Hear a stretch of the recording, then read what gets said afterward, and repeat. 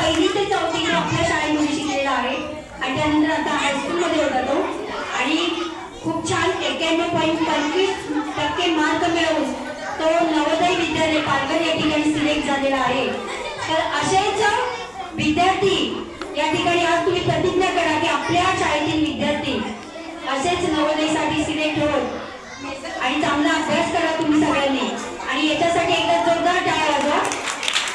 आपलं डॉक्टर बाबासाहेब आंबेडकरांविषयीचं मनोगत तो आपल्या भावना मनोगत आपल्या भाषणामधून या ठिकाणी व्यक्त होतो।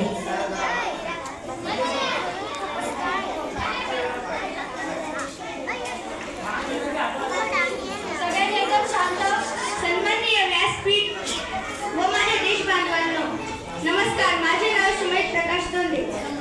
आज मी अशा आव्हानावर बोलणार आहे ज्यांनी फक्त संविधान लिहिले नाही तर या देशातील शोषितांच्या नशिबाची रेखा बांधली, ते म्हणजे विश्वभूषण डॉक्टर बाबासाहेब आंबेडकर। शिका, संघटित व्हा आणि संघर्ष करा। हरण मात्र देणाऱ्या बाबासाहेबांनी गुलामीचे बेडे तोडण्यासाठी तलवारीचा नाही तर लेखणीचा वापर केला। 14 तळ्याच्या सत्याग्रहातून पाण्याचे हक्क मिळवून दिले। काळाराम मंदिराच्या सत्याग्रहातून मानवी प्रतिष्ठा जपली।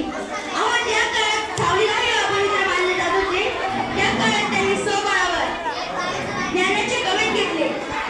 ते फक्त दलितांचे नेते नव्हते तर महिलांचा हक्क मिळवून देण्यासाठी लढणारे आणि कामगारांच्या कल्याणासाठी लढणारे क्रांतिसूर्य होते।